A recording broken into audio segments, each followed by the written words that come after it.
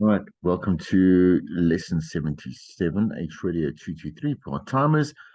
Part five of six airtime, looking at airtime as we have been looking for the past, well, four lessons up to now. It comes out your next level radio textbook from Cullinan and Nash, and that's 9.6, 9.7, and 8 in this lesson. And page, well, it's from page 344 to 349. You're going to see that we actually cover again outside, well, power spots we have chatted about before, some aspects that you will have come across between these two over here, promotions and competitions. And of course, we have chatted about outside broadcast. I'm not sure exactly where, but definitely throughout the syllabus at some other point. But we are going to just really just nail down on the different aspects and how they come into play with bringing airtime once again to our station's revenue. I'm going to do this in two parts. It's quite a lengthy lesson. So we'll look at how far we get in the first part, and then I'll stop and continue. All right, let's look at promotions and competitions for our first part of this lesson, our first segment of this lesson. For smaller promotions, let's just do a little bit of readout here. Prize giveaways, talent appearances, etc. You can build 2 to 3 weeks into your plan when we are looking at activations. And this will be enough time to create hype and ensure that the giveaway moments on air are exciting and they're exciting pieces of content for the listeners to actually listen to. Right. And that comes from the reference from Lund 2002. Each promotion needs to be linked to how much advertising revenue it's going to generate. And again, we're going to chat about that in a second. Each promotion should have a price tag attached to it for the client so that they understand exactly what they're paying for.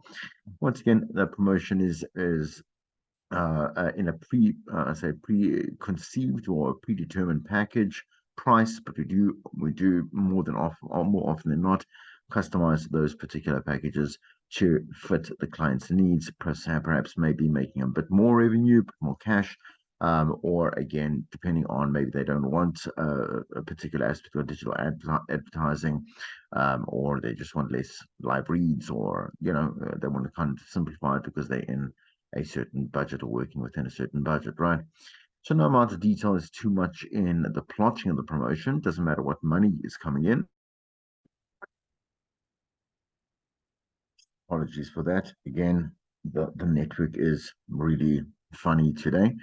So it's just going to crop on and crop off. Apologies for that. All right, we were right here in the middle. I'm just going to revise. I'm not sure exactly where it just jumped off. I think it was at this point over here.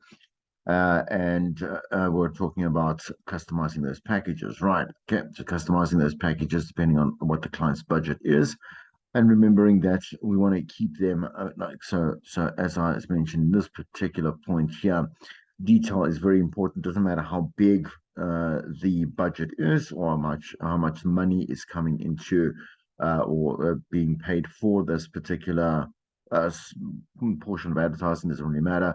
Like our pride comes from quality in work and obviously servicing that particular client. So no client too big, too small. No one is more important than another.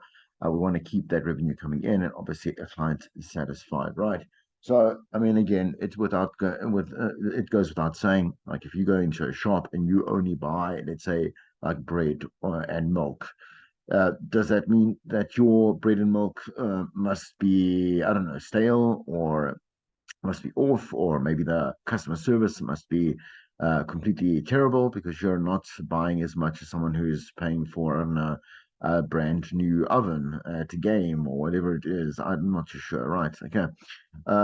It's absolutely the same. Every customer is the same, and money is money, right? So we must be able to really uphold that kind of ethos of being able to work well and service well, and be a great platform for whoever comes in to spend their money, right? Every on-air moment should be planned out with a checklist, right? So again, from the sales PR team, doesn't matter who's involved, right? Alongside the programming team, we do want to make sure that we know exactly what's happening when, what needs to be executed when, what needs to be played when, and who needs to be called whenever it's necessary within obviously the execution, right? So this ensures that the promotion goes according to what was promised to the client. Okay. So again, once again, we can obviously imagine, just like just that kind of that marketing strategy, particularly for that campaign. Again, agreed upon, signed upon, with all obviously the costs, etc., and then we go and we deliver as promised, right? If you remember what the power spot was, if it just we want to link it in this particular lesson right here, with brand ambassadors as well, right? So the power spot, similar to the live read, in the information is obviously being shared by the presenter. If you remember, kind of that influencer effect, right, that we spoke about again many lessons ago. And rather than a scripted announcement, right, on adverts, the brand provides a structured talk point piece, right? So a couple of talk points that we'll give to the presenter. They are obviously a person of influence because people are listening to them. They choose to listen to the show, and so we assign them this particular task, right? Okay, which the presenter may restructure and deliver in any kind of way, make it very natural, but again, make sure that they are endorsing the product and definitely the points that we say. So, for example, again, they've got to make sure that they say X, Y, and Z. If there are certain dates or if there are certain mechanisms that must be followed, instructions, whatever it may be, things that need to be downloaded, whatever it may be, doesn't matter, right? Like they have to make sure that they cover that when they do this particular power spot right on air. The choice of presenter and the pairing between the presenter and the product are extremely important, right? Make it believable that this person here would be a client for us and the service slash product that we sell or products that we do sell. So they become brand ambassadors, right? Not influencers. Once again, brand ambassadors are contracted to be able to then, obviously put their names behind, and then obviously not just their names, but their endorsement, right? Okay, of the particular product or the service again, or item, doesn't matter, right? At the end of the day, company, right? Okay, so brand ambassadors, they are people with a natural affinity for or interest in a particular product or service. So let's say a lot of whatever it may be, whatever it may be that your company sells or a company sells, right, or produces.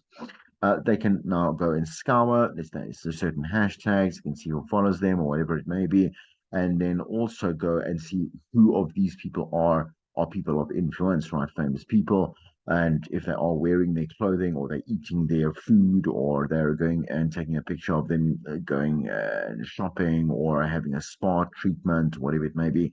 Like this is obviously an immediate trigger, right? Okay, a nice hot lead, right, for us to be able to approach this person and say, listen, we know that you already love our product, right? You already use it, you already advertise it, right?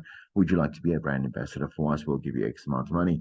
And obviously, this ties into this can be obviously in an individual capacity. 10 to 1, it's not really allowed unless it is like it's approved by the station itself, because you can't just go willy-nilly and be representing any old brand, right? The station has to also say, well, look, you are an extension of our own brand image, and so at the end of the day, like you are representing us. So again, it's normally done through the talents department, or if that and that's a maybe subdivision of maybe programming, right? Some stations have their own, like I say, talent management departments and heads, right, that will take care of all this type of stuff for the people that are on air, right, the personalities. Anyway, this added personal endorsement can often advertising message in the moment of delivery. So I liked it. You must go buy it. You must go try it. They've got new products out, whatever it may be. And again, depending on the capacity of which we decide is fair on air, we will charge accordingly, right? Power spots can be anywhere from 60 seconds to maybe even 3 minutes in length, right?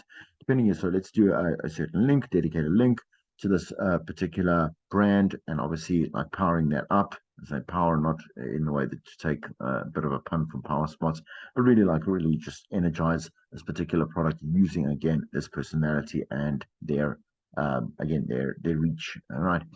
Okay, so this is largely dictated by how much conversation there's going to be on air. They could be also talking to team members of them, of their show, Right. So a co-host, a sports presenter, whatever it may be, right? Or whatever it is, we'll look at the capacity and we'll decide accordingly. I'm saying so budget wise, cost wise, right? Brands often purchase power spots when they are focusing on impacting instead of frequency. So they want an immediate impact. They want an immediate kind of like, okay, cool. Look, if you get, you must kind of imagine why it is almost, I would say, not a once off, but it is less. When I say frequent, so it doesn't start sounding like a flat out advertisement, right? With the listeners know that this person is obviously selling them something, but if they keep on talking and talking and talking about it on air, one, obviously we have to, I mean, we've got other things to do on air, right? Okay, but two, it's going to become a little bit irritating. And personally, I mean, it would be, it's a, you were here to listen to radio at the end of the day, not you just blabbing on about a particular item that you're being paid for and the station's being paid for, right? Okay, in terms of, and again, the context of a power spot, meaning that they will want their message to connect deeply with the audience in a manner that there is storytelling with the brand information. Once again, I was here, I didn't know about, I really was looking for, my parents are here, whatever it is, me and my spouse or whatever it is experienced a really nice, whatever the options are in telling a story that involves how they use the brand, how they went to go and experience the brand, whatever it may be, is how we will work it into that particular content piece. Power spots are normally limited to one per 3 hour show. Again, because of that ongoing if it's anything too much than what we just heard you say, we're going to be like, no, it's okay. We can obviously endorse various DJs on air, right? Not all of them. Probably we'll select, let's say, maybe two, perhaps maybe even three, right? But probably just two that fit well with the brand, and then again, allow them to just endorse that. And the brand ambassador doesn't stop on air with that one particular link or whatever it may be, right? Okay, depending on also how many times they've decided in terms of its scheduled time throughout the week, or whatever it may be. Again, it is heavily based on what they do in real life. One, obviously, in their appearances, they might have to appear at a certain event, whatever it is, an opening of a shop or whatever, right? Or and then definitely online. So what their digital presence is and what their digital activity and the content that they are producing online is where you obviously the bulk of, I would say, definitely the importance and the kind of that bang for their buck, right? Is going to come, right? So power spots offer the advertising premium placement and a standout factor, right? Okay, because you're getting somebody here again with a couple of 100,000 listeners, whatever it may be, right? A good amount of followers, whatever, and we obviously have P1, P2, and so on listeners, right? They are going to listen again. They offer a level of exclusivity that they would not be able to get in a normal advertising break or through a sponsorship. So that makes it really expensive, right? When it endorses it, we pay a lot of money, or they are paid a lot of money, right? For doing what they are doing. Again, a brand ambassador, you're going to come in, you're going to sign a contract, you're going to do it for a certain amount of weeks, whatever it is, or a certain amount of quote unquote delivery, I say content, yeah, delivery or content delivery pieces, right? Power spots can have a 75% loading fee on top of the 30-second spot, right? So just in terms of our cost, just to remember that, there are two formats, the unendorsed power spot and the endorsed power spot. What is an unendorsed power spot, right? So content will not be presented in the first person. This means that the brand is not being personally supported by the presenter, and this would be charged at the rate of a normal 30-second spot.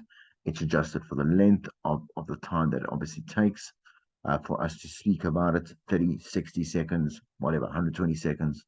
The brand does not incur any additional costs. For example, if the client was promised 3 minutes of time, then the value of that would be calculated as follows: 30 by 6, 3 minutes.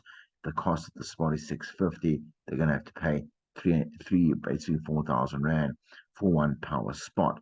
So again, the power spot, putting it in there, really just punting it as a solo piece, right? So not a live read. It's not that formal, but it isn't now given that personal aspect from the actual presenter themselves. All right. So an endorsed power spot is when the presenter lends their obviously profile to the brand. So they add a stamp of approval. This really works. I love it. I buy it. You can see that the proof is in the pudding. Definitely when you see me on social media, when you see me in public, I don't know, I drive that car, whatever it may be. Content is definitely presented then in the first person. Me, I, we, me and my, I and whatever it is, right? Okay. This is more expensive and includes a personal fee for the presenter, obviously, because again, you are being the brand ambassador, you're endorsing it, so you're putting your name behind it, right? And then obviously a little bit of a paid fee for the station because hello, they belong to the station. Without the station, they might not have, and probably no, they will not have the profile that they do have because they are piggybacking on basically a conglomerate, right? All right, the amount that the presenter will be paid depends on how much work the presenter actually has to do.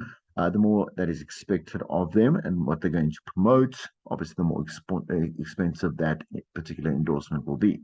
So, brands choose platforms that are best suited for the product or service. The brand will say, we work based on our clients are on TikTok, right? So, we are going to create, we just want content to be created there. We don't really care much for, let's say, any of the other platforms, right? We want YouTube or we want particular X or Instagram, Facebook, whatever it is, right? Okay. So we want to just kind of centralize that, focus that, and definitely, again, just be able to capitalize on what the particular customer needs. Okay. So, due to the personal nature of the relationship between RNA personalities and the audience, they usually have that significant level of influence. Just think of a friend, right? So, obviously, you trust your friend, that's one of your friends, or let's say your mom, your dad, someone that you work with, you trust, whatever. And they, I don't know, like I say, they've gone for a facial peel, whatever it is, and they look fantastic. And you're like, oh, not only can I see it, like, what was your experience? You'll ask them about it and then they'll be like, "Oh, so great, and it's worth the money. I absolutely feel 100 times better about myself, whatever it may be, right?" And you're going to be like, "Oh no, I was looking for the same kind of thing. I definitely am going to check it out because I believe," and they haven't said anything bad about it, right? And their experiences. In this way, again, we trust that presenter because we've gotten to know them as well. We also trust the brand. They haven't I don't know, I'm going to say not defied us, but they haven't really led us down the wrong path or whatever it is, right? Okay. They have been, I say distrustful. Is that right? Yeah. Okay. Distrustful, right? So, in any kind of way, they definitely are credible and a reputable brand, right? I'm saying the station, right? And so as a obviously extension of, so is the presenter, right? Through their actions and again their listenership, right? Okay, so this is what brands are attempting to exploit. So there are certain considerations that influencing whether a personality will be a successful brand ambassador or not. And here are those particular points. All right, things to consider. So one, there must be a natural alignment, one against between that brand and again the presenter that is endorsing it. The audience genuinely needs to believe that this presenter actually likes or uses the product. So there can't be any pretense there. They actually have to be someone that enjoys or has used it before, as I've explained.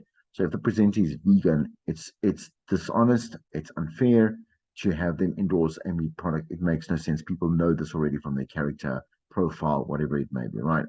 So it wouldn't make sense. And then obviously there's credibility that's questioned, etc. An endorsed power spot should show a level of integration of the product, right? Okay, into the life of the presenter, right? So, again, kind of that if you want to say you get future life or whatever it is, and you want to see them having that breakfast or adding that kind of like, I don't know, there's obviously that into their shakes or whatever it may be, right? Okay, and then going to gym and all that type of stuff and seeing their development and whatever it may be, right? So purchasing a power spot means that the station needs to work harder and prepare more for that spot so that it is definitely worth that advertiser's money. Okay. And let's just look at this last, I'm just going to do the last slide for part one. On brand ambassadors, before we get to outside broadcast, and that can be a separate conversation altogether.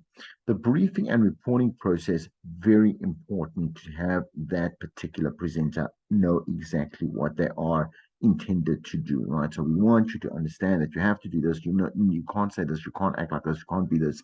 A lot of cons and a lot of what you need to obviously do, right? Okay. So thorough, honesty, details. The presenter has the right to turn down a power spot, an endorsement, absolutely. If it obviously clashes with their personal brand, that's fine. You can find someone else that's obviously best or more suited, right? It's important for the programming and the sales team to deliver quality power spots. Obviously, that goes without saying, right? Um, and definitely also to protect their presenters from very aggressive clients, right? You're the one that brought this in. I'm saying the sales team, right? You brought this in, and the programming team heads brought this in and made me part of it as the presenter, right? You have to protect me from this kind of like direct contact, you know what I'm saying? So client direct to influencer slash brand ambassador, right? It has to go through the right channels so that everything can be in control, right? They can't be messaging you directly and saying, please post this as well. Make sure that you change this or whatever it is. Got to come through the right, correct channels, right? Pay careful attention to which brands the presenter has previously endorsed, definitely, right? So that goes without saying. So there isn't, again, that kind of like a clash in like a product identity or whatever it is, of clash identity. I said identity, but they're because when I say areas of interest, so again, perhaps maybe there was there's an endorsement for a particular public service announcement. I don't know, right? Okay. Or a particular party, which you should never do on. That's not going to happen. A political party's not going to happen, right? But let's say a certain public service, right? And the public service is like electricity. I don't know, right? And then there are a lot of brands that might be against ESCOM, right? And be like, well, I mean, you went ahead and you were, punting the government, but here we are trying to sell, I don't know, like power bays or UPSs or whatever it is, right? Okay. Timing is important. Similar or contradictory endorsements need to be spaced out well enough to create a feeling of authenticity, right? I would altogether actually just make sure that that is not one of our options, right? It's better to utilize power spots over a longer period rather than doing a once-off endorsement over time. Listeners will more strongly associate the brand with the presenter, right? Again, like I would say about 3 to 6 weeks is a good time, right? Okay, enough of that is enough of that, right? That's a good time. Definitely enough time for that person to constantly, again, share their experiences, definitely, again, within digital space, right? Okay, and again, now and again on air, depending on how it is that it is constructed, so that it doesn't become something that is just shoved down a person's throat. Obviously, very strategically constructed, right? Okay, if we're going to have it multiple times on air, so I want to tell you a little bit more about my story. I'm going through an experience of weight loss. So that's a really good way of obviously extending that story, and people will be like, cool, tell us more, tell us more, tell us more, right? Okay. Instead of making it that kind of surface level thing, if they're going to go for experience, they're looking for a holiday, I don't know, whatever it is, they're going to go buy a house, car, whatever it may be. We'll take them through the experience of, let's go testing the car, interviewing with obviously the dealership or the brand, whatever it may be, trying out a number of different cars that obviously kind of like Vox experience as well. Um, and then buying the car, that type of thing, or getting the car, right? And that would be make for a nice way of extending the story of that. All right, I'm going to stop it there because it's going to be too long if I do the whole thing at once. And we'll see you for part